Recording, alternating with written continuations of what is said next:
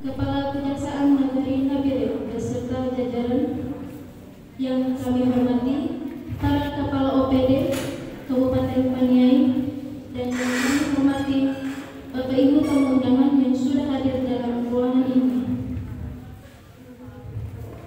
Puji syukur kita panjatkan kepada Tuhan yang Maha Kuasa oleh karena rahmat dan penyertaan Tuhan sehingga kita dapat berkumpul bersama-sama menghadiri kegiatan pada hari ini dalam keadaan sehat dan damai dalam kasih Tuhan. Bapak Ibu yang kami hormati, berikut kami bacakan rangkaian susunan acara pada hari ini. Yang pertama, pembukaan yang sedang berlangsung. Kedua, menyanyikan lagu Indonesia Raya. Ketiga, doa. 4, kata sambutan. 5, penyampaian materi. Keenam, penyerahan souvenir. Dan ketujuh, penutupan.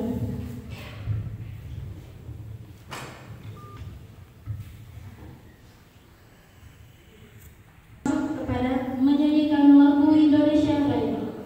Hadirin disilahkan berdiri.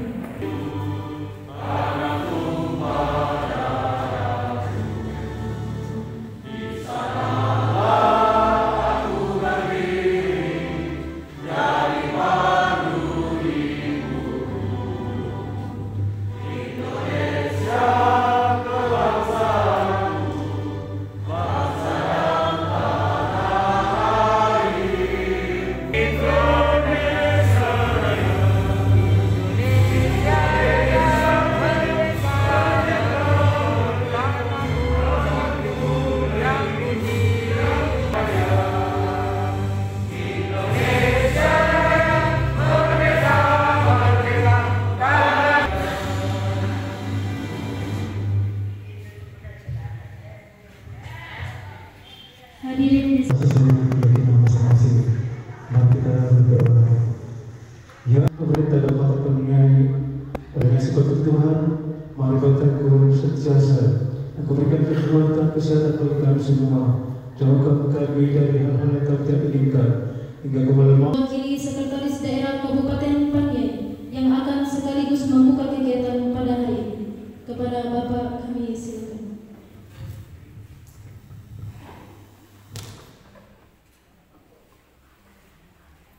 Bagi kita semua, Assalamualaikum warahmatullahi wabarakatuh, dan salam sehat untuk kita semua. Pertama-tama, saya mengucapkan terima kasih untuk kita semua yang bisa hadir di tempat ini. Kami juga mengucapkan selamat datang kepada Pak Kajari yang baru pertama kali menginjakkan kaki di Kabupaten Paniai. Inilah Kabupaten Paniai, Pak, yang agak dingin-dingin, tapi dingin-dingin enak, Pak. Selamat datang juga Ibu, kalau Ibu Ketua Pengadilan sudah yang kedua kali datang ke sini. Di ruangan ini juga kalau saya tidak salah melantik Bapak-bapak Ibu DPR kurang lebih awal tahun atau awal tahun ini kalau tidak salah. Saya juga mengucapkan seluruh jajaran dari baik dari Pengadilan Negeri Nabire maupun dari Kejaksaan, jajaran Kejaksaan Negeri Nabire, selamat datang di Paniai. Beberapa orang sudah sering datang ke Paniai dan beberapa orang belum pernah naik ke Paniai. Selamat datang juga di Kabupaten Paniai. Yang dari kedua instansi yang kita hadirkan saat ini, yang saya banggakan seluruh pimpinan OPD Kabupaten Paniai. Mari nanti kita sama-sama mengikuti acara ini dengan baik. Seluruh undangan baik dari perbankan, kepala sekolah, para kepala distrik, dan seluruh undangan hadirin yang saya tidak bisa sebutkan satu persatu. Hadirin yang saya hormati, inilah saatnya saya baru pulang dari Manado, 2 hari acara di sana dalam rangka sosialisasi PP nomor 106 dan 107 tahun 2021 terkait pelaksanaan Otsus di Provinsi Papua untuk yang dituangkan dalam Undang-Undang nomor 2 2 tahun 2021. Salah satu tingkat keberhasilan dari Otsus otonomi khusus adalah penegakan hukum positif. Jadi banyak hal di dalam undang-undang nomor yang terbaru terkait Otsus dan turunannya dari PB, ada beberapa kewenangan yang memang di pusat, tetapi ada kewenangan yang dilaksanakan di daerah atau provinsi. Kewenangan itu ada beberapa hal, tetapi salah satunya adalah penegakan hukum positif yang nantinya akan dilaksanakan untuk implementasi undang-undang Otsus yang baru. Kita bersyukur pada saat ini orang-orang hukum yang dimaksud di dalam pemerintahan itu ada 3: eksekutif, legislatif, yudikatif. Di tempat kita di Paniai yang bersama-sama kita selama ini adalah kepolisian. Yang kedua, Bapak Ibu yang ada di depan, Bapak-bapak sekalian, pimpinan Kejaksaan Negeri Nabire dengan Ketua Pengadilan Negeri Nabire. Ini banyak hal nanti akan kita bisa diskusikan, baik dari sisi pemerintahan maupun perilaku keseharian kita dalam bersosial masyarakat. Silakan nanti akan diskusi ini segala hal yang patut ditanya, supaya selama ini yang mengganjal di hati kita masing-masing, jawabannya ada di Bapak Ibu yang ada di hadapan kita. Kami merasa acara ini penting karena ini merupakan early warning system, peringatan dini bagi kita semua, khususnya yang melaksanakan amanah sebagai pimpinan OPD, sebagai kepala distrik, atau siapapun dia yang bersinggungan dengan pengelolaan keuangan daerah. Jadi banyak hal silakan ditanyakan, termasuk hak-hak pegawai. Bagaimana kalau pada potongan, pungli dan seterusnya? Silakan, sudah ada orangnya. Jadi saya tidak akan banyak bicara, nanti kita akan mendengarkan langsung karena sumbernya sudah di hadapan kita. Terima kasih juga untuk inspektorat yang bisa menggagas acara ini. Fungsi inspektorat sebagai peringatan dini secara pemerintahan sudah dijalankan dengan baik. Sisanya tergantung kepada Bapak Ibu sekalian, siapapun yang ditugasi atau diberikan amanah. Selanjutnya saya mengucapkan permohonan maaf dari Pak Bupati, Pak Ketua, Ibu Ketua sama Pak Kajari. Sudah kejar-kejaran waktu, tadi pagi baru tiba di Nabire, nanti jam 11 akan naik ke Naro ke Paniai. Nanti mungkin di sesi kedua akan bersama-sama dengan kita di tempat ini. Rencana nanti jam 12 beliau sudah mendarat di Paniai. Nanti kita ada break jam 1 ke jam 2, jam 2 nanti sudah bergabung dengan kita. Ini beberapa hal yang bisa saya sampaikan. Mari kita ucapkan ikuti acara ini dengan baik.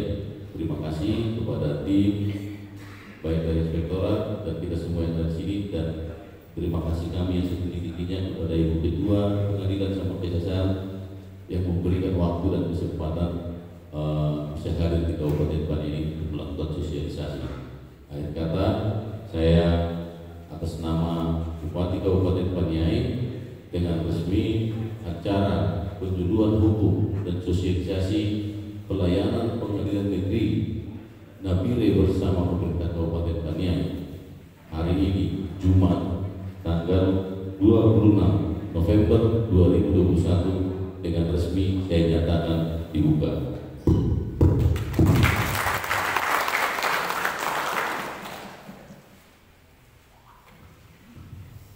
Pembukaan kegiatan pada hari ini. Selanjutnya kita masuk pada sesi materi, dan kami mohon kepada tamu undangan agar dapat mengikuti sosialisasi dengan seksama. Hadir di tengah-tengah Bapak Ibu sekalian itu untuk memberikan ada 3 materi. 3 materi ini akan kami sampaikan dengan sangat menjadi manfaat pengetahuan bagi Bapak Ibu sekalian, karena hukum itu sangat dibenci.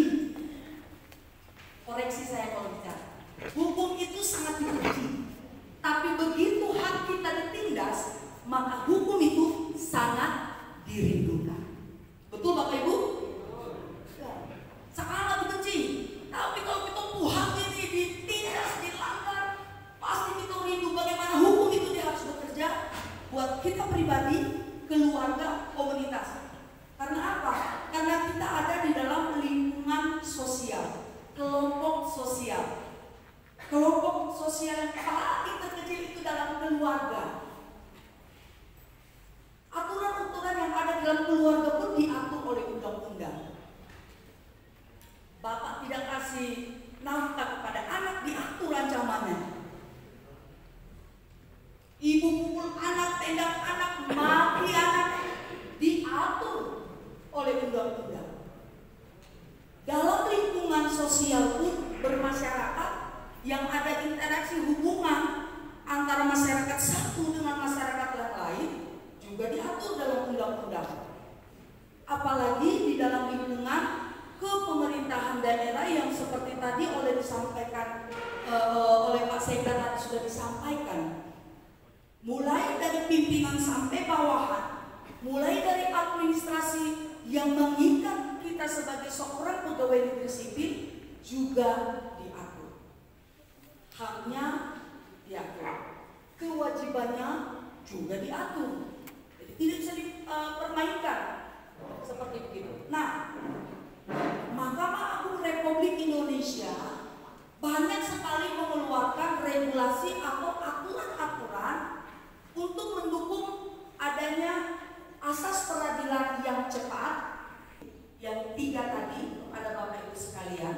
Setelah itu baru kita membuka sesi tanya jawab. Ya. Karena kita dibatasi oleh waktu dan nanti Pak Kajari dan juga jajarannya akan memberikan materi tentang korupsi. Yang kedua, dalam peraturan Mahkamah Agung nomor 4 2019 itu, ketika kita sidang jauh-jauh tempat, macam dari sini ke pengadilan di Nabire, itu dapat dilakukan secara elektronik. Masih ada yang pakai HP kayu kan terakhir. Saya percaya di sini itu dong pakai HP Android pasti bisa Zoom.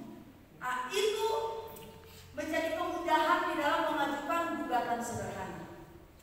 Oke, itu yang pertama. Nanti selanjutnya lebih rinci lagi dijelaskan oleh Bapak Hakim.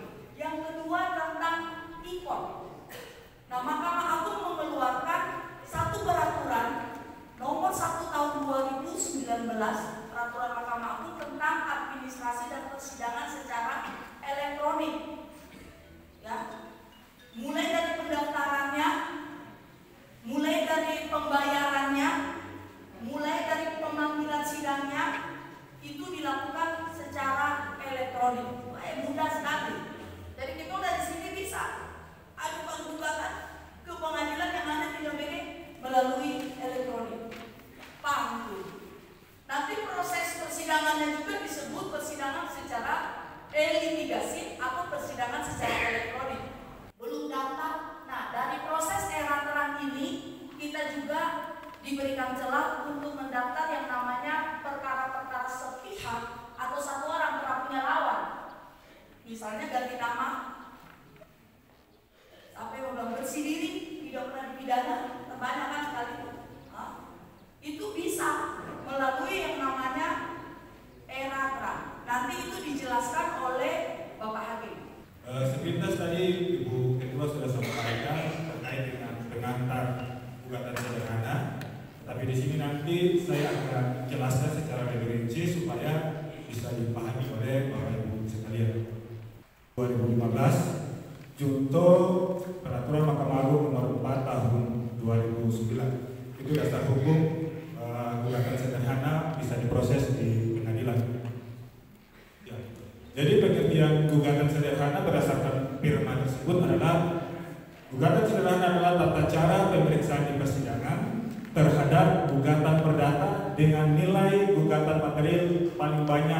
500 juta rupiah yang diselesaikan dengan tata cara dan pembuktian yang sederhana.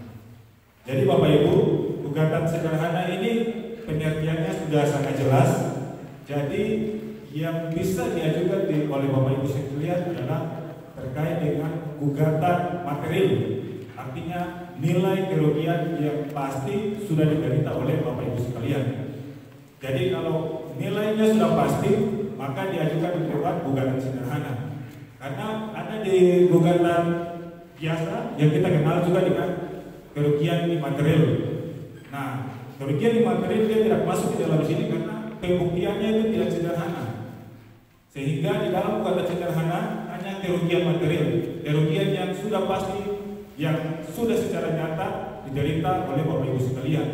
Kalau kerugian material itu adalah kerugian yang nanti kita taksir. Kalau kita punya usaha ini sekarang terjadi ada yang halangi dan sebagainya, berarti itu namanya kerugian material, kerugian yang akan nanti kita terima, tapi atas dasar ada pihak yang menghentikan usaha kita, maka kita mengalami kerugian, itu namanya kerugian material. Jadi dalam gugatan sederhana kita hanya bicara terkait dengan gugatan material yang sudah jelas Bapak Ibu derita, begitu ya. Berikut latar belakang diwujudkannya gugatan sederhana ini. Yang pertama itu tadi asas peradilan sederhana, cepat, biaya ringan. Terus ada pertimbangan hubungan hukum, ekonomi, dan keberatan masyarakat yang membutuhkan prosedur yang bersifat sederhana. Ini tadi sudah disampaikan sepintas oleh Bu Ketua. Kalau kita mengajukan gugatan biasa, Bapak Ibu, tadi minimal di tingkat pengadilan tingkat pertama, pengadilan negeri, itu memakan waktu bisa sampai dengan 5 bulan. Jadi sangat panjang. Belum lagi ada upaya hukum banding, diperlukan waktunya lagi. Belum lagi kasasi maupun juga dengan perkara, jadi bertahun-tahun. Sehingga gugatan sederhana ini dia menjembatani agar proses itu bisa lebih cepat. Yang berikut merupakan amanat reformasi hukum untuk membentuk small gugatan sederhana. Jadi singkatnya kayak gitu. Ini supaya memberikan kepastian kepada pelaku usaha. Jangan sampai orang punya usaha tetapi dia berlarut-larut, penyelesaiannya juga bisa berdampak terhadap itu. Sehingga gugatan sederhana ini sebagai wujud untuk memberikan kepastian bagi pelaku usaha. Yang berikut penggugat dan tergugat tidak boleh lebih dari satu kecuali memiliki kepentingan hukum yang sama. Ini sudah jelas. Jadi kalau bisa lebih dari satu kecuali kepentingan hukum yang sama, misalnya suami istri. Jadi suami istri ketika salah satu mau mengajukan kredit, biasanya suami dan istri tersebut tanda tangan dalam perjanjian. Ini tahapan penyelesaian gugatan sederhana. Ada pendaftaran, ada pemeriksaan kelengkapan gugatan sederhana, ada penetapan hakim, penunjukan panitia pengganti, pemeriksaan pendahuluan, penetapan hari sidang, pemanggilan para pihak, pemeriksaan sidang dan perdamaian, pembuktian dan putusan. Ini tahapannya. Jadi ini syarat. Jadi ketika Bapak Ibu ingin mendaftarkan gugatan sederhana, maka bukti-bukti surat itu juga harus dimasukkan yang sudah diberi meterai di kantor pos. Tujuannya apa? Ini pada saat pendaftaran tersebut, makanya dia akan diperiksa bukti-bukti surat tersebut. Ini berkaitan juga dengan pembuktian yang sederhana. Panitra mengembalikan berkas yang tidak memenuhi syarat. Kalau misalnya dia terdaftar sudah sesuai dengan syarat dan bukti-bukti surat sudah dimasukkan, maka perkara itu didaftarkan. Setelah ketua pengadilan menetapkan hakim, selanjutnya itu panitra menunjuk panitra pengganti untuk membantu hakim dalam memeriksa gugatan sederhana. Jadi biasanya kalau Bapak Ibu kalau yang pernah nonton persidangan, ada hakim, ada di belakangnya hakim yang biasa pakai jas warna hitam, itu namanya panitra pengganti. Tugasnya adalah membantu hakim untuk mencatat segala kejadian dalam proses persidangan tersebut, itu yang namanya panitra pengganti. Jadi hakim akan memeriksa berdasarkan pasal 3 dan pasal 4 yang tadi sudah uraikan tentang syaratnya, sekaligus hakim memeriksa bukti-bukti suratnya. Di situ hakim menilai apakah gugatan ini dia sederhana atau tidak, dan kewenangan itu ada di hakim. Dalam hal hakim berpendapat bahwa gugatan yang diajukan penggugat adalah bias, maka hakim menetapkan hari sidang pertama. Ketika sudah menetapkan hari sidang, maka akan dilakukan pemanggilan kepada para pihak. Dalam hal ini pihak penggugat dan pihak tergugat. Dalam hal penggugat tidak hadir pada sidang pertama tanpa alasan yang sah, maka gugatan dinyatakan gugur.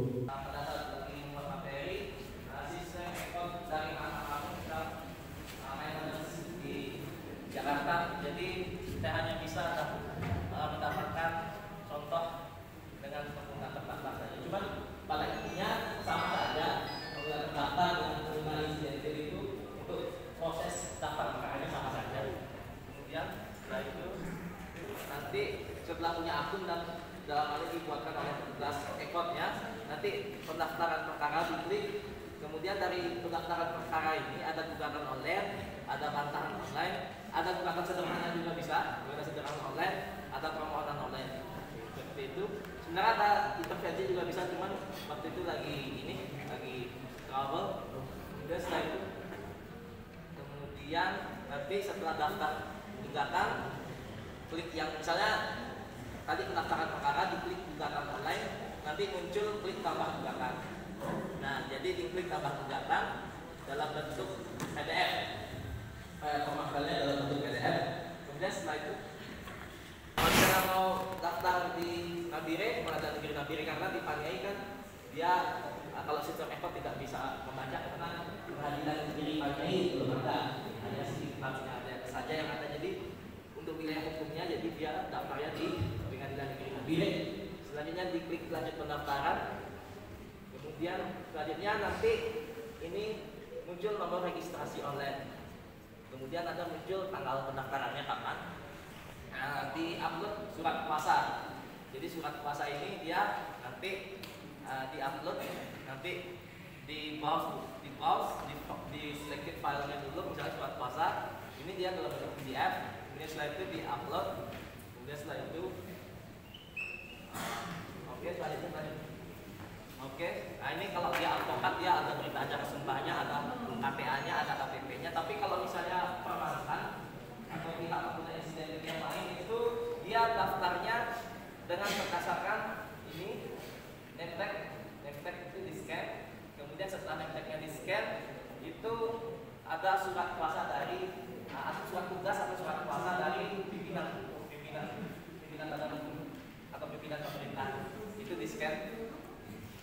Dan KTP juga. Jadi ada 3. Kalau untuk advokat kan ada bas sumpahnya, ada KTA-nya, ada KTP. Tapi kalau yang untuk misalnya untuk perbankan atau pemerintah itu KTP, kemudian name, nama ini apa? Yang dibilang surat kuasa atau surat tugas dari pimpinan. Nah, kemudian setelah itu status pihak, misalnya penggugat. Jadi diklik penggugat, terus diklik namanya siapa, misalnya pimpinan, misalnya bank diwakili oleh siapa gitu. Kemudian status alamatnya misalnya diketahui atau tidak. Terus alamatnya, ini alamat yang penggugat ya, alamat penggugat. Ini emailnya, email dari orang yang mendapatkan kuasa atau mendapatkan tugas dari pimpinan. Terus ini provinsinya, kalau Paniai kan dia masuk Papua, kemudian kabupaten. Ini kabupatennya Paniai. Jadi kecamatannya juga sesuaikan, kelurahannya disesuaikan. Cuma nanti di sebelumnya itu di daftar gugatannya itu nanti diklik Pengadilan Negeri Nabire saja, karena Pengadilan Negeri Paniai kan belum ada. Lanjut. Kemudian setelah itu, setelah isi identitas gugat, nanti diisi identitas tergugat. Jadi identitas tergugat namanya siapa, alamatnya, statusnya diketahui atau tidak, kemudian alamatnya di mana, teleponnya. Nah, kalau misalnya mengetahui emailnya itu di apa namanya tuh diisi, tapi kalau tidak apa-apa karena tidak ada tanda bintang merah. Tapi kalau ada tanda bintang merah itu dia harus diisi. Jadi ada provinsinya, kabupatennya, kecamatannya. Oh iya. Kemudian setelah itu lanjut. Nanti dia upload dokumen gugatannya. Jadi nama dokumen gugatannya nanti diklik dulu, ditulis gugatan adalah gugatan siapa. Nanti di PDF-kan. Oke, di sini dia PDF sama doc, jadi disiapkan format filenya dalam bentuk PDF atau DOC atau RTF. kemudian diupload. Setelah itu ini buktinya. Kalau misalnya dia GS itu tidak apa-apa untuk langsung diupload buktinya. Jadi buktinya itu misalnya ada surat perjanjian kita, itu diupload semua. Setelah itu nanti ditulis dulu nama titel dokumennya apa, kemudian baru diseleksi filenya. Jadi klik browse, kita klik browse baru upload seperti itu. Dan setelah itu lanjut. Oke, lanjut. Ini konfirmasi saja. Nah, nanti muncul eskum. Jadi eskum itu yang saya bilang tadi, taksiran panjang biaya perkaranya itu berapa, itu nanti muncul melalui performa. Lanjut lagi. Nah, jadi ini dia langsung terintegrasi dengan website. Jadi biaya-biayanya itu terdiri dari pendaftaran perkara, biaya proses, PSDP, panggilan untuk penggugat dengan tergugat, terus biaya upah, material redaksi dan keputusan. Lanjut. Nanti muncul perkaranya yang bersangkutan, pajaknya berapa. Nanti setelah itu baru dilanjutkan pembayaran. Lanjut lagi. Nah, ini dia contohnya pendaftaran biayanya sekian. Kemudian virtual fund-nya muncul, nanti ditransfer ke bank mana. Kalau biaya kan dia pakai bank BRI, tapi kalau bank BRI itu dia satu akun bank saja, saja di BRI, nanti dia muncul akunnya berapa. Lanjut lagi. Oke, jadi dia bayarannya itu dia bisa menggunakan bank himbara, bukan bank negara, tapi dalam hal ini untuk PNBRI dia hanya satu bank saja, yaitu bank BRI untuk pendaftarannya, untuk pembayarannya. Kemudian kalau sudah itu klik selesai. Lanjut lagi. Oke, setelah itu kalau sudah bayar itu nanti sudah dapat nomor perkara. Jadi nanti disiapkan tadi yang saya bilang tadi itu ada surat kuasa, itu kan surat kuasa gugatannya. Kalau untuk GS atau permohonan dia bisa langsung masukkan upload di bukti-bukti awal tadi di sistem rekodnya.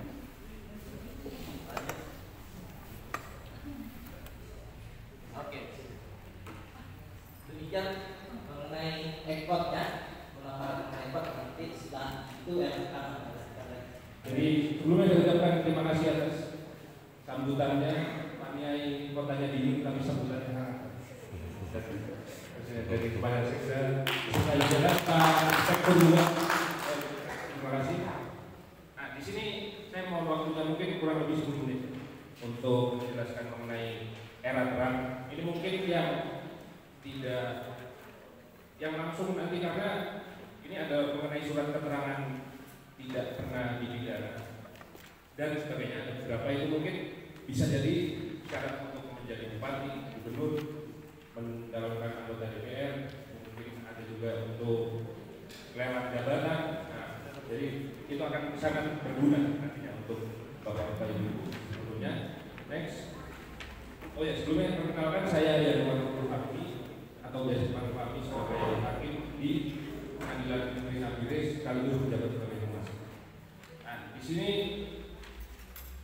mengenai era terakhir surat keterangan. Jadi adalah merupakan salah satu terobosan dari Mahkamah Agung untuk mempermudah pelayanan kepada masyarakat. Jadi yang menjadi keunggulannya pertama adalah layanannya itu jangkauannya lebih luas, dua kecepatan juga lebih cepat, beserta validasi. Jadi petugas dari pengadilan itu lebih mudah untuk memvalidasi karena secara aplikasi elektronik itu sudah tersambung juga dengan aplikasi PTS Plus atau mengenai aplikasi persuratan di pengadilan negeri yang ikut tersambung juga dengan SIPP atau sistem informasi penelusuran perkara di pengadilan. Jadi nama bapak ibu yang masuk di kontak surat kami itu sudah bisa langsung secara elektronik dibaca. Apakah dia pernah melakukan tindak pidana atau tidak, itu langsung tahu. Ini mengenai era terang atau elektronik surat keterangan. Di sini ada apa-apa saja yang bisa dimintakan. Itu jenis surat keterangannya ada 5. Sementara lebih banyak lagi. Yang pertama adalah surat keterangan tidak sedang dinyatakan valid khusus untuk yang ini tidak bisa diajukan di pengadilan negeri Nabire karena yang bisa menyatakan valid adalah pengadilan niaga. Sementara pengadilan niaga untuk wilayah Indonesia Timur itu bisa diajukan di pengadilan negeri Makassar. Tetap bisa diajukan melalui aplikasi elektronik, cuma nanti bedanya diajukan ke pengadilan negeri Makassar. Untuk yang lainnya tidak pernah sebagai terpidana, tidak sedang dicabut hak miliknya, surat keterangan dipidana karena kealpaan ringan atau alasan politik dan seterusnya, itu bisa diajukan di pengadilan negeri. Jadi bisa diakses melalui eraterang.badilung.mahkamah-agung.go.id atau jadi pokoknya tinggal Bapak tadi mempunyai HP Android atau iPhone atau laptop dan jaringan internet sudah pasti bisa buka. Kalau kesusahan tinggal di Google, kalau ketik eraterang itu langsung muncul paling atas eraterang. Ini melakukan pendaftaran pengguna pada aplikasi eraterang tadi eraterang.badilung.mahkamah-agung.go.id. Selanjutnya pemohon melakukan permohonan dengan mengisi kolom-kolom yang sudah disediakan. Lalu kami dari pengadilan akan melakukan verifikasi data permohonan pemohon dan melakukan cek pada basis data perkara. Ini yang saya bilang tadi sudah terhubung dengan database perkara kami dan itu secara otomatis tidak sampai waktu 1 menit langsung bisa terlihat. Nah, lalu nanti akan pengadilan kami mencetak surat keterangan pada aplikasi PCSP Plus. Selanjutnya dari pemohon datang ke pengadilan dengan membawa surat permohonan yang dicetak dari aplikasi eraterang untuk mengambil surat keterangan. Nah, jadi mungkin untuk sekarang sementara aplikasi eraterang ini hanya bisa untuk melakukan pendaftaran dan validasinya. Sementara untuk mengambil harus datang ke pengadilan untuk membayar PNBP-nya hanya 10.000. Jadi mungkin kalau yang kemarin pernah mengurus yang lebih dari 10.000 itu tidak masuk ke negara. Jadi negara itu bukan masuk ke pengadilan, bukan masuk ke Bapak Hakim atau Ibu Ketua, itu penerimaan negara 10.000. Kalau lebih dari 10.000 itu di luar tanggungan kami, gitu. Nah, jadi datang ke pengadilan. Kalau memang tidak bisa datang ke pengadilan, bisa dikuasakan kepada mungkin ketika Bapak Ibu di Paniai atau lagi di Jayapura, di Jakarta, bisa dikuasakan kepada saudara yang atau keluarga yang ada di Nabire dengan membuat surat kuasa. Tapi juga tadi tetap harus membawa. Mungkin saya jelaskan sedikit tentang pilihan. Belum mempunyai akun, bisa daftar menggunakan Gmail atau menggunakan email pribadi. Kalau sudah login Gmail di HP-nya Bapak Ibu, langsung klik masuk. Langsung bisa masuk ke dalam eraterang ini. Ini namanya aplikasi eraterang, halaman depannya. Lalu nanti kalau mau mengurus surat, tinggal klik, ada 2 pilihan, halaman pertama dan 2 layanan. Klik yang bagian layanan ini. Tidak pernah dipidana, tidak sedang dicabut hak politik dan sebagainya. Pilih pengadilan negeri Nabire yang menjadi domisili Bapak dan Ibu saya. Jadi permohonan pilih jenis surat keterangan tadi apa yang tidak pernah dipidana atau sebagainya. Alasan permohonan kenapa minta, jadi bisa untuk lelang jabatan, calonkan bupati atau anggota DPRD atau DPRS mungkin. Nah, ini untuk identitas Bapak dan Ibu sekalian secara lengkap, nama, tempat lahir, tanggal lahir, identitas sesuaikan dengan alamat yang ada di KTP, jangan disingkat, kalau bisa sesuai sampai RT, bagian RW, kampung. Jadi itu saja, semoga bermanfaat. Kalau memang ada yang kurang jelas bisa ditanyakan. Kalau nanti di sesi tanya jawab kurang bisa konsultasi lebih lanjut. Baik, sekian dari saya. Mohon maaf bila ada salah kata. Selamat siang yang sudah menyampaikan materi kepada kita semua, kepada bapak-bapak, ibu yang kami hormati. Sesi pertama kita selesai. Ya, kita akan masuk dengan sesi kedua, yaitu tanya jawab. Pemateri mana nanti menyampaikan nama, kemudian pertanyaannya sesuai dengan 3 item materi tadi yang disajikan oleh ketiga materi dan singkat, padat, jelas, tidak keluar dari penyampaian materi ini. Untuk sesi pertama ini kita buka 3 penanya. Setelah itu baru nanti kita lanjutkan lagi. Bagi inspektorat, izin saya di sini mau tanya terkait dengan pengambilan keputusan dalam pengaduan proses hukum. Jadi di sini yang menjadi pertanyaan saya adalah karena kami kan tidak tahu dalam pengaduan yang selalu ajukan itu kan kami biasa bilang keputusan itu kan sama. Kami pikir hukum dari pendaftaran sampai dengan pembuktian. Tetapi saya selalu tidak berpikir seperti pengaduan yang diajukan terkait dengan pidananya seperti apa, tata negaranya seperti apa, mungkin sengketa pilkadanya seperti apa, ya mungkin kerugian atau berangkat dari KKN-nya seperti apa. Itu yang dari penjelasan daripada pengadilan itu mungkin sama untuk pengambilan keputusan atau ada perbedaan antara untuk proses pengaduan pidananya, terus kerugiannya atau berangkat dari KKN-nya, kemudian itu pengaduan tentang perkara yang ditimbulkan oleh pilkadanya. Itu yang saya tidak pribadi saya masih berpikir ke dalam bagaimana cara pengambilan keputusan, apa sama atau tidak. Barangkali seperti itu saya harus sampaikan dan saya dikenakan dan saya terima kasih atas kesempatan yang saya kembalikan. Gugatan sederhana setelah beberapa tahapan nanti hakim yang langsung memverifikasi apabila dia terbukti itu bukan gugatan sederhana, perkara akan dikembalikan, materinya akan dikembalikan atau disampaikan kepada penggugat.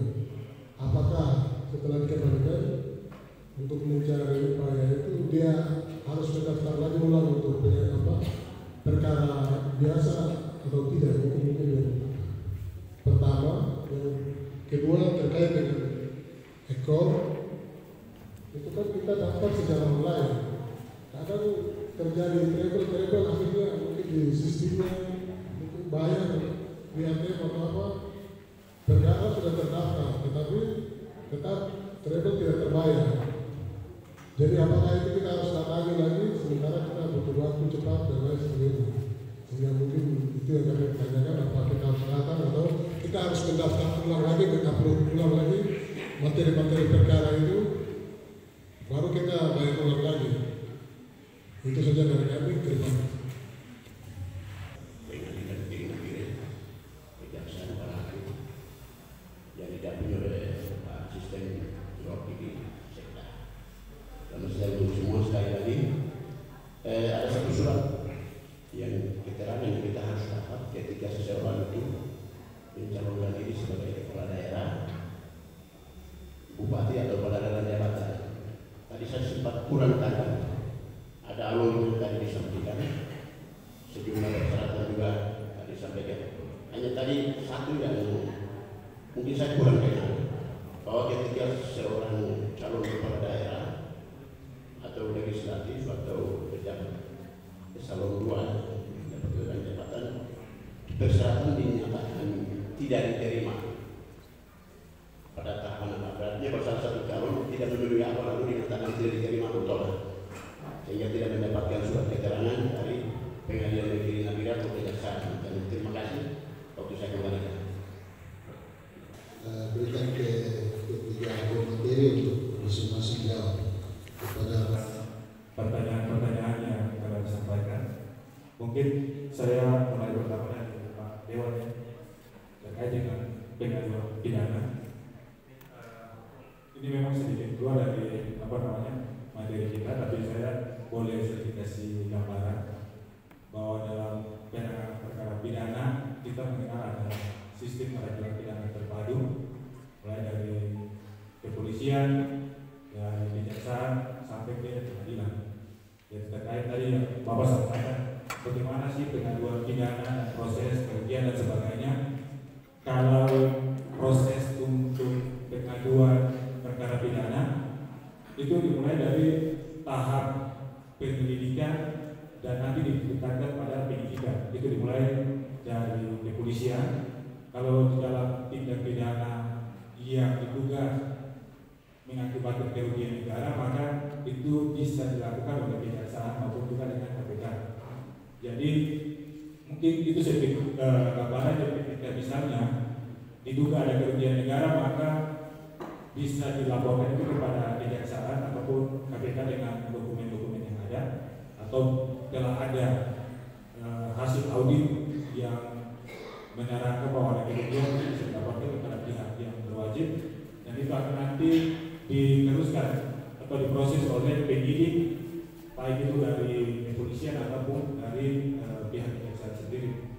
Dan kami di pengadilan sendiri, kami hanya sebatas menerima apa yang telah dinyatakan lengkap oleh penyidik, baik itu dari penuntut umum, dari kepolisian maupun penuntut umum yang dilimpahkan ke kami untuk disidangkan. Dan untuk ketahuan Bapak Ibu sekalian juga, untuk terkait dengan perkara pidana biasa atau tipikor, itu menjadi, kalau terjadi dalam lingkup wilayah pengadilan negeri Nabire, maka itu bisa kami sidangkan. Tetapi jika itu perkara korupsi, maka itu harus ke pengadilan tipikor yang ada di Jayapura. Mungkin itu sepintas gambaran yang bisa saya sampaikan kepada Pak Dewa yang tadi bertanya. Yang berikut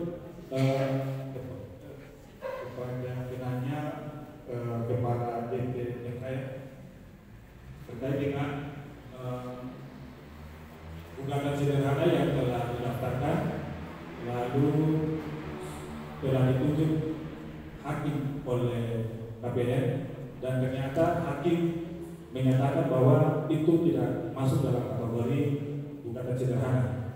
Nah, tadi saya sudah sampaikan bahwa memang ada kewenangan hakim di situ untuk menilai pembuktian daripada gugatan berdasarkan bukti-bukti yang diajukan oleh pihak tergugat. Jadi apakah itu dia memenuhi syarat atau tidak?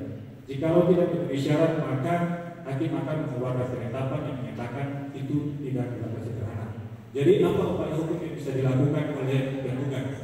Jadi upaya hukum yang bisa dilakukan oleh penggugat adalah mengajukan gugatan secara biasa.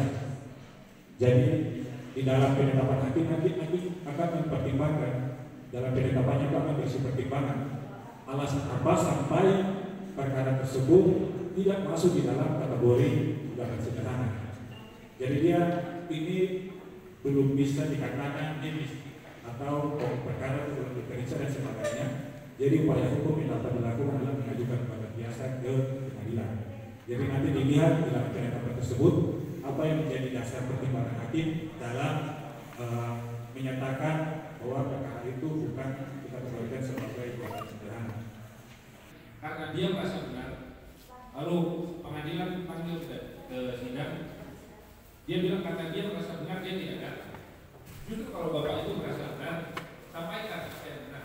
Karena jangan berpikiran bahwa pengadilan panggil ini pengadilan berpihak.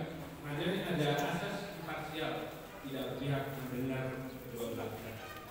Jadi kalau bapak yang merasa benar punya dalil yang menyatakan bahwa bapak benar, bagaimana Anda tahu kalau bapak tidak sampaikan? Itu saja. Jadi karena itu saya tidak usah datang. Jangan percaya orang lain. Pengadilan sudah panggil, berarti pengadilan minta supaya bapak didengar. Kita ada asas tadi, kita mau mendengar kedua belah pihak. Jadi kalau memang nanti, tapi saya harap tidak ada yang bermasalah dengan hukum. Kalau ada yang dipanggil pengadilan, hadir sampaikan yang menurut bapak benar. Karena yang orang ketika tidak datang itu harusnya takut dan dia merasa salah. Kalau merasa benar ya datang, sampaikan. Ya. Lalu selanjutnya mengenai tadi ada yang bertanya tentang surat keterangan. Ketika, nah ini mestinya ada dua yang saya, tapi ternyata ada catatan pidananya. Itu nanti di suratnya akan dituliskan pernah dijatuhi pidana selama sekian tahun. Jadi ada dua kemungkinan itu. Kalau memang tidak lengkap akan diminta lengkap. Yang kedua, ketika pernah melakukan pidana, di situ akan muncul catatan sudah pernah dijatuhi pidana selama sekian tahun.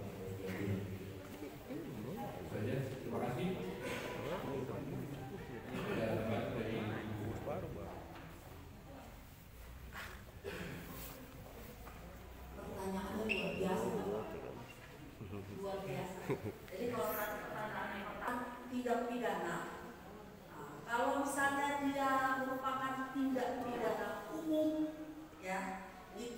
prosesnya seperti tadi yang sudah dijelaskan oleh Bapak Hakim, laporkan saja ke polisi. Nanti di polisi kemudian dibuat yang namanya proses penyelidikan. Selidiki dulu, ada saksinya, cuma lapor tidak ada saksi. Kemudian dinaikkan tingkatannya ke penyidikan. Pada waktu tingkat penyidikan, barulah polisi mendapatkan satu keyakinan dikeluarkannya dia bisa ditahan atau tidak, dan bla bla bla bla, naik ke kejaksaan berkasnya sudah lengkap, lempar ke pengadilan, diproses sesuai hukum acara.